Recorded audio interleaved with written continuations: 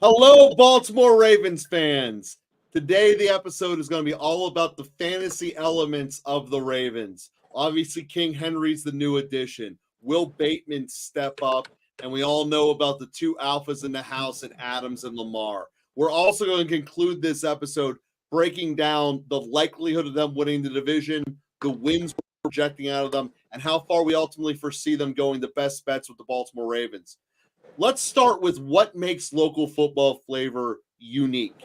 And what makes us different is the way that we go about our projections and our math.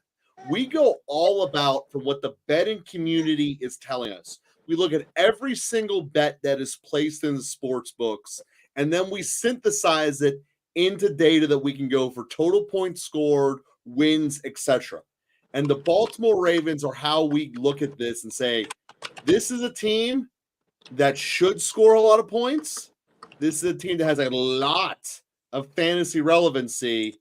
And I want to start with the fact that they have just brought in the king, Bob.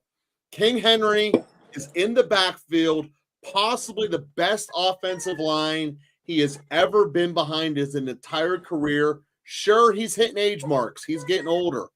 But best line ever. The guy's an athletic freak. How do you feel about King Henry? Oh, I mean, I've gone on record last year as a huge fan of Derrick Henry. I believe last year we got his projections pretty close. Saying that if it was a guy, if anything were to split right for him, he could potentially get 1,200 yards. If something were to go wrong, 800 yards, but you're still getting some touchdowns. Derrick Henry is one of those players that, although age is starting to show, although his yards after contact are not maybe as elite as they were in the past, Derrick Henry ended as running back 8 in fantasy circles last year. With injuries. And that was behind a awful, just flat out decrepit Tennessee offense. Easily worst 3.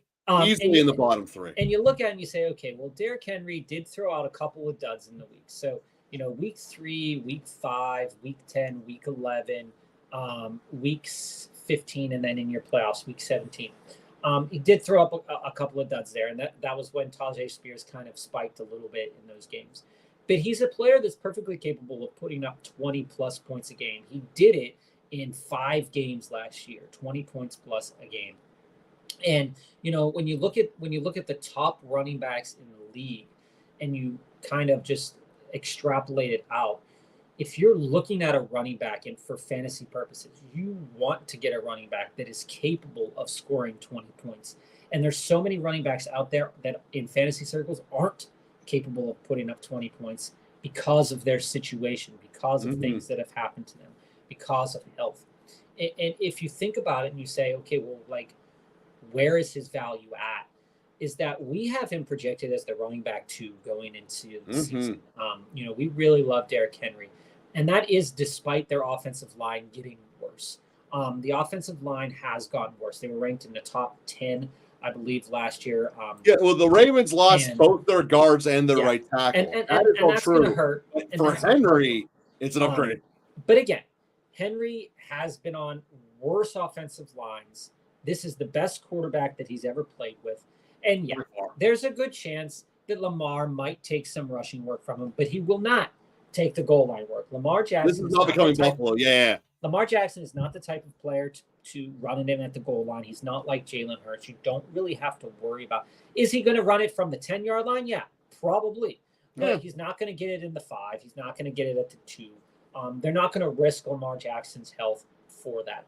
And we have Lamar Jackson as our QB2 going into this season. And again, running back 2, QB2. That's a pretty good combination. Go score some points, guys. Even though this offensive line is pretty bad. Now, we know that. But that's already baked in. We're pointing these facts out to let the audience know, but it's baked into our numbers. We know their offensive line is what it is.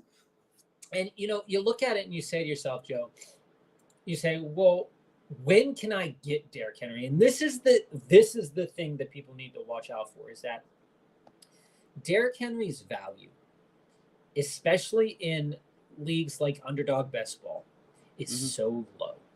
You can get Derrick Henry mid-3rd round. And and I just want to say that because that's really, really important. Half PPR, Derrick Henry was your 8th best running back last year, and you can get the 8th best running back last year in a better situation in the third Steal and a round. half. I think it's worth it in the second round. That is an incredible steal. In DraftKings, typically he falls to the end of the second round, but he's usually being drafted around that same time as Kyren Williams in Underdog in the third round, usually around the 3-5, 3-6, 3-7 pick in Underdog.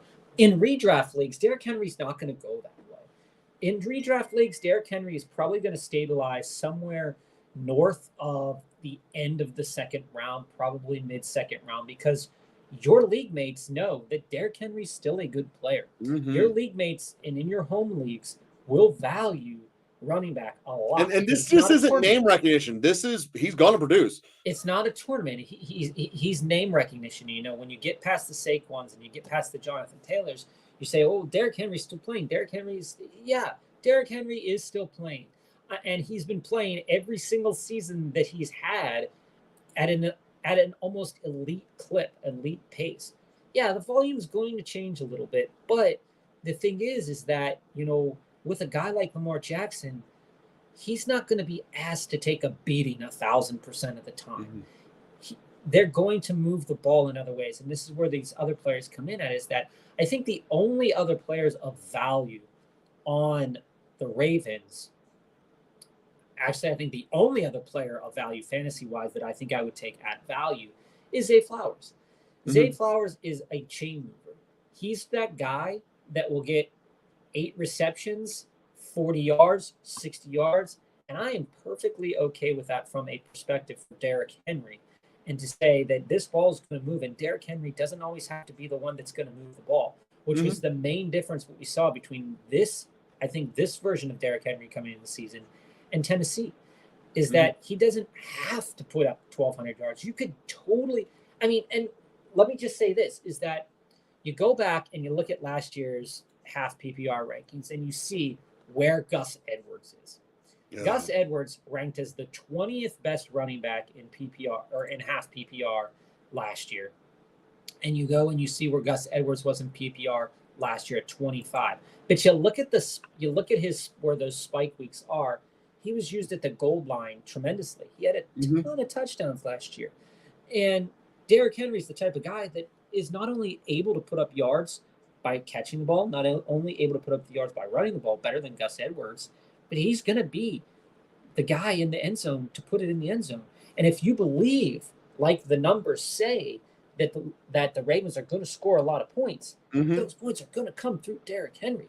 Derrick Henry has a floor, I believe, this year of 10 touchdowns and a ceiling probably of 15, 16 touchdowns based upon the clip that we saw last year from Gus Edwards and based upon what we know this offense can do. And so I believe he's a legitimate MVP candidate. I wouldn't say he's a legitimate MVP candidate because Lamar Jackson would probably win the MVP over him. Oh, no, I think he's worth the floater. He's beloved. He's never gotten it before. And if any running back's going to get it, it's going to be the surefire Hall of Famer. You get incredible juice on him. He is worth the floater. I'm not saying go crazy on it. He's worth the floater to give a preview of the bets. And this is the thing, is that if you're doing best ball right now, you're not going to be able to get Derrick Henry like this, like I said, in redraft. So do it now in best ball. And here's the thing. Derrick Henry can be the builds for Derrick Henry are tremendous. You can be so unique when building with Derrick Henry. You can go Breece Derrick Henry. You could go Bijan Derrick Henry. You could go Amon-Ra. You could go Chris Olave, and then you can go Derrick Henry. So it all depends on where you're at in the draft. Like if you're on the second turn, you got to take Henry in the second round. You're getting in the third. If you're at the top half of the draft, picks 1 through 7, and you are waiting on running back, you could totally, especially if you're pick 4 or 5, control that draft and take Derrick Henry in the third round while you already clipped off 2 potentially, elite wide receivers or wide receiver running back. And I just want to say this. Can you imagine building a team that is CMC and Derrick Henry and Kyren Williams right off the bat? You're set. You're not even. That is one team that is going to be so unique because everybody else is hammering wide receivers, and we always and best ball is all about getting their wide receivers because you need to start 3 of them, but getting those 3 running backs. It's been proven, at least in weekly winners kind of formats, that most often your running back is going to be your flex. And so if I can flex Kyron Williams, Derrick Henry, CMC, I mean, it's a major advantage. That's a major advantage. Yeah, you're gonna have to play. You're gonna have to play it by ear when it comes to wide receivers later on. But you aren't even gonna have to think about running backs. You aren't even gonna have to deal with the James Cooks. You aren't gonna have to deal with the Najees. You aren't gonna have to deal with the Zach Mosses because you are just gonna hammer wide receiver right after that. And guys like Zay Flowers are the type of player that you're probably gonna hammer it with. You're probably going to come in and you're going to say, well, Joe, Bob, Zay Flowers didn't do well last year. Wide receiver 29, put together a lot of dud weeks. Yeah, he put together a lot of dud weeks. He had 167 points. It's a rookie. With Mark Andrews back in tow, I'm not advocating for taking Mark Andrews. If you want him, okay. He's Fantasy Pros tight end 4. He's our tight end 11, so there's a lot of discrepancy. Yeah, we don't believe Andrews getting the rock. But if Andrews is on the field, or if Likely is on the field, that ball could move to the tight end. Zay Flowers, there's going to be no problem with movement. Well, actually, let's back this up. It's not that they're not throwing to the tight ends. The Andrews' biggest problem this year is he's no longer the definitive best tight end, best playmaker on that team. Prior to this offseason, I still think he's the best tight end, but not the best. But he was a mile ahead. Now it's no longer a mile. Henry has jumped into this gap significantly. Likely has stepped up significantly. The gap between Andrews and the rest of the Ravens skill positions has shrunk to a spot where it's never been this small in the Ravens. That's why we have Andrews so much lower than everyone else. Everyone just assumes it's Mark Andrews. Of course he's going to be the primary target. He's not going to have as big of a share of the Ravens pie. Granted, massive Ravens pie, but Andrews is not going to have as big of a share as he's been accustomed to. And that's why we believe, despite the fact there's so much greatness about the Ravens, Andrews could be a landmine. Yeah, and I'd say when I'm drafting, at the spots that I'm drafting, I would much rather have Derrick Henry and Zay Flowers, again, going as the 30th to 43rd best player, or 30th, 43rd ADP, than Mark Andrews as the 50th ADP. I think that the value of tight end is so dramatically different this year, is that there is a lot of good tight ends after Mark Andrews, and that you don't need to push Mark Andrews. But Zay Flowers is at the cusp of a drop-off in wide receivers. Again, he's in that same vein of the Amari Coopers, the George Pickenses, is that if you don't grab the George Pickenses, the Zay Flowers, the Amari Coopers, the Terry McLaurins, when that position happens, your next best probably wide receivers are those rookies in Ladd McConkey, Xavier Worthy, Roma Dunze. And you really don't feel comfortable going into that as your wide receiver one. So you at least want to get one of that back. If you're not going to go early, you at least want to get one of them back end. And I think Zay is there. Zay's also, for the record, much more productive in the full PPR than a half PPR. He's a reception machine. This is one thing very important that I need to say. While Devontae Walker might come in and be really great, while Nelson Aguilar is still on the team, please, with all your might, do not draft Rashad Bateman. Rashad Bateman is a player who, again, he's in the NFL, so he must be pretty good. But I just want to say this and just be completely transparent. In the 3 seasons that we have seen Rashad Bateman, in the 3 seasons that he's been in the league where, we have been looking and saying, Baltimore doesn't really have a wide receiver. Why doesn't Rashad Bateman's there? Rashad Bateman has had 152 targets and 93 receptions. You earn targets. He hasn't. He's almost had as much targets as Tyler Boyd had in 1 season on the Cincinnati Bengals. And he's supposed to be the wide receiver to that. I think that he is absolutely completely irrelevant to fantasy purposes. I don't think that Lamar I don't think Lamar wants to get the ball to him. I don't think Lamar even cares that he's on the team half the time. Now, I could be 1,000% wrong, but I am not. But if you look at it, this is where the opportunity comes in our rankings. I'm not investing. Second tight end. It's only really applicable in best balls. But Isaiah Likely is a snag. First off, there's injury history with Andrew. Yeah, I'd rather have Isaiah Likely over Bateman all day. I'd rather have that value, a guy like Likely or a guy like Hunter Henry over Rashad Bateman. And even Jermaine Burton. Jermaine Burton is coming off the board around the same time as Rashad Bateman. Roman Wilson, again, coming off the board around the same time. And we're just sticking with the AFC North there for a moment. Mm-hmm. But that's important to know because Rashad Bateman, it's never the year for Rashad Bateman. It hasn't been the year, and it's not going to be the year for Rashad Bateman. He's not the type of he's a great player for his team, but he is not the type of player you want to own in fantasy football, and that needs to be 1,000% made clear. Do not fall for the trap that is Rashad Bateman. Even if he comes out and has a good year, that good year is probably going to be 504 because he's done that once. He's gotten 500 yards before.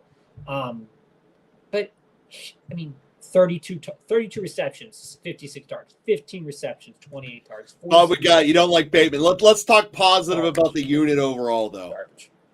The Bengals were crushing. The Bengals, we got a lot of love in the episode we just did about. The Bengals were great. 7th best offense, 5th best defense. The Ravens are better in both categories. The markets are projecting the Ravens to be the 6th best offense, better than Cincinnati, and the 3rd best defense. This, by all metrics, is the 2nd best team in the NFL. They are the only ones that I legitimately believe can keep Mahomes from winning the Super Bowl. And when you look at this is coming from a guy who's literally sitting 10 minutes from Heinz Field in Pittsburgh. The Baltimore Ravens are the team to beat in the AFC, not called Kansas City. They have everything going for them. Lamar Jackson against non-division teams is basically unbeatable. And when you look at this, it goes, they're a team to beat. So we're projecting the Ravens to have 12 to 13 wins. We're projecting them to win the AFC North. I think they are a good, spicy bet to go have a chance of winning the AFC outright. Granted, it will be in Kansas City, but that is where we are at with the Ravens. Definitely making the playoffs, probably winning the North, and I like them as a likelihood in the Super Bowl representing the AFC. All of these things, as much as it pains me to say, being in part of Steelers Nation, the Ravens are the best bet, not named Mahomes, to be in the Super Bowl with the AFC. That's where we're at. Team players, we thank you for watching and being with us. Coming up next for those watching us live, it's going to be our chance at $1 million doing our best ball league on FanDuel or crush on DraftKings. And likewise, watch us next week for the next episode of Another Team Breakdown.